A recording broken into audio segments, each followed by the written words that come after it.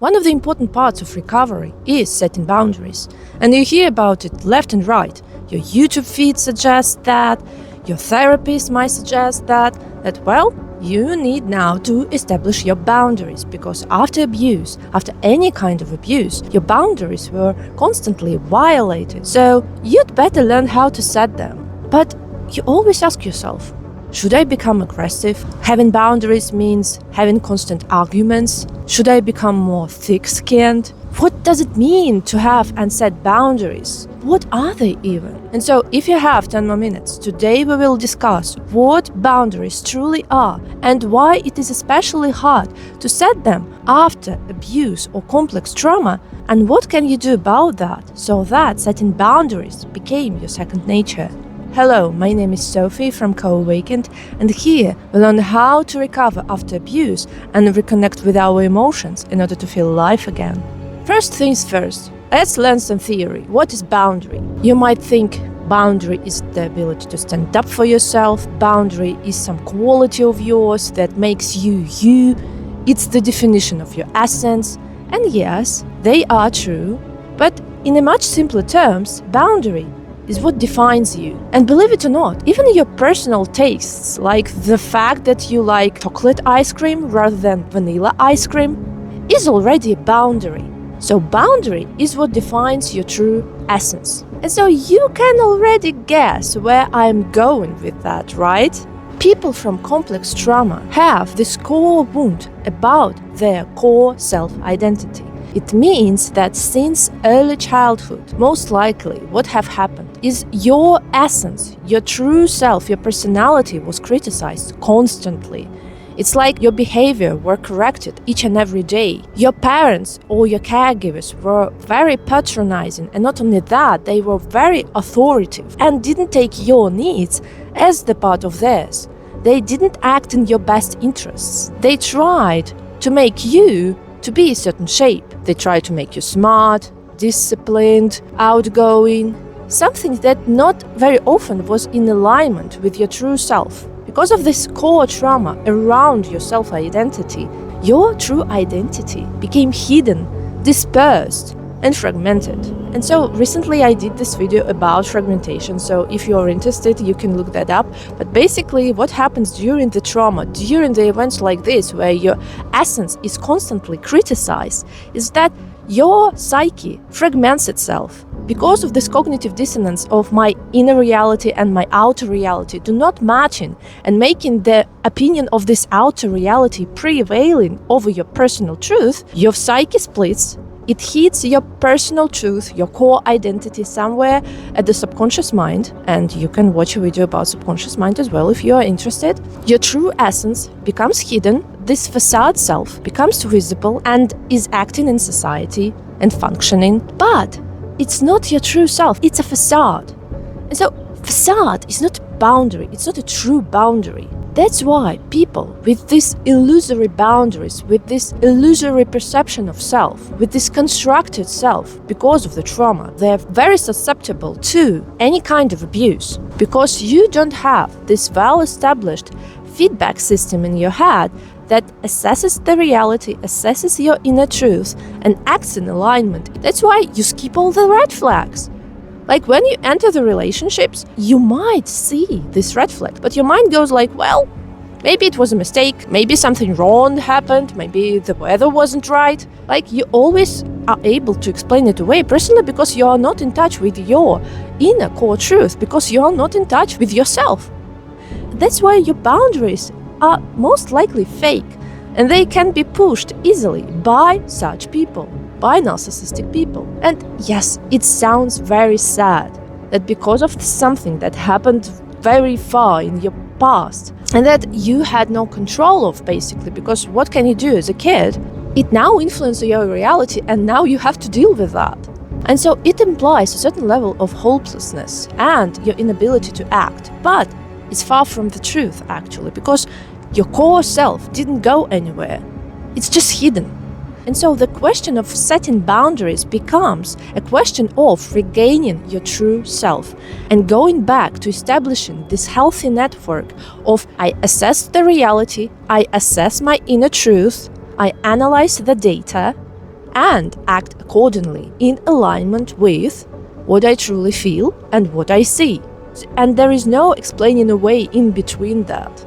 And it doesn't imply that you will become hyper-reactive. Quite the opposite. You will take your pause before making a move. And sometimes, yes, it can be quite aggressive, and you can have this very heavy conversation that you've been avoiding for I don't know how many months. But at the same time, you can open up to people like you can feel, you can trust. You will have the opportunity to trust again, because most likely you are not having it right now, right? And so what can we do in order to actually reclaim our essence, the essence of who we are, in order to be able to establish our boundaries? I already mentioned a certain technique that I personally used heavily during my recovery that is called Completion Process by Teal Swan. So I will link a video with a short version of how it's done. But in a nutshell, this technique allows you to go back into traumatic memory, to change that, to close this cognitive dissonance by not splitting your psyche, but finding a creative way that will create a closure to your psyche and will show to your fragmented child version of self that, first of all, doesn't have to suffer, that there is another way out, and that we can close this memory for good, and actually we are not bounded to a certain behavior anymore from now on. It means that you're regaining a part of your back. This is a part of your personal truth. You are gaining that back, and now you make it conscious and you are able to listen to it and now act accordingly to reality.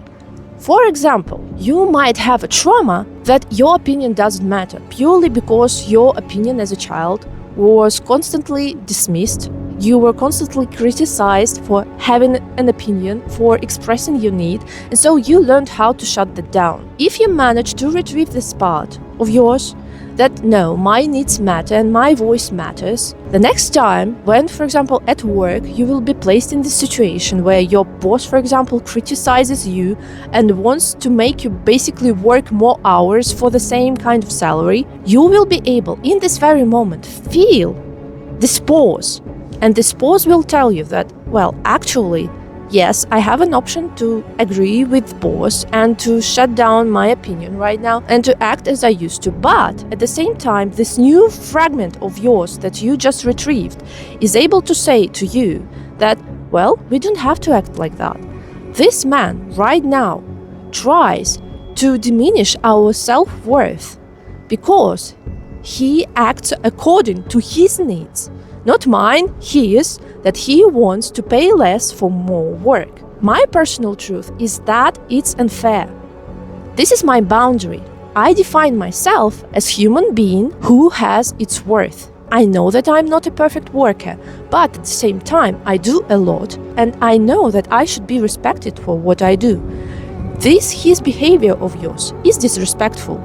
I can't agree with that. My personal truth is different. That's why I have a full right to act accordingly and to stand up for my interests, to stand up for myself. And I shouldn't be aggressive. I can just assert calmly that, well, sorry, I don't agree. You either pay me more or I do the same amount of work for the same amount of money. Or we split ways and I find another job. This is a completely different conversation, don't you think? This is a boundary.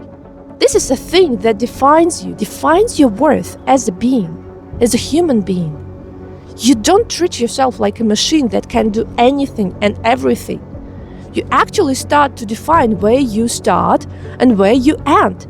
And from one hand, yes, it may sound very restrictive and kind of debilitating, but at the same time, it gives you certainty and understanding that you are not God, you are human, and you are a certain essence of a certain personality that has certain boundaries that can be pushed and torn and pulled, and you can act and you have a full right to protect that because it matters, because you matter, because you are basically a matter, you rediscovered your matter.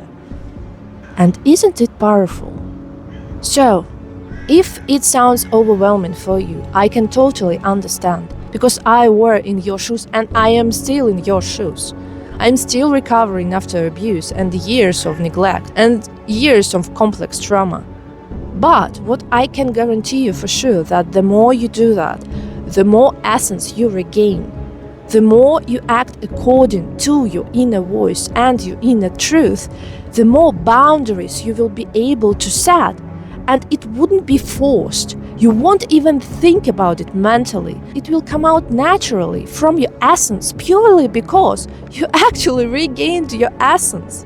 You know who you are, and even if you slipped back into your previous pattern, you won't punish yourself for that.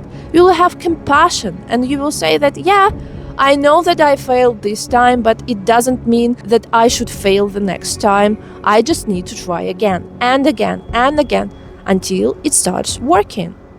This is a completely different mindset. The shame is not dragging you down anymore. This is an extremely powerful thing, actually. So your overwhelm is totally understandable.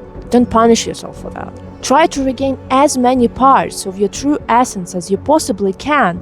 Usually it happens after some kind of very tragic event, like splitting up with a narcissist, like losing a job, losing a career, losing a loved one, something that really shatters your whole self-identity. But this very moment is a perfect opportunity to rediscover what is truly yours. Where are the fake boundaries were installed in you by society, by family, by trauma, and where the true you starts? And this true you has the most powerful boundaries you can ask for. So, if this conversation made you feel a little bit calmer and a little bit more powerful, that's actually awesome. I will be waiting for you on this channel every Thursday and Sunday to discuss more things regarding your safety, emotional safety, and self-identity. And remember, the boundaries is not question of how. Again, the boundaries is just the question of who. Who is the one who is setting them? I claimed the same principle in the video about why you can't say no. You can watch that as well on my channel. But again, it's the question of self-identity. Who does that? Once you establish the who, the how will follow. So stay safe, stay true to yourself. You are much more powerful than you think you are.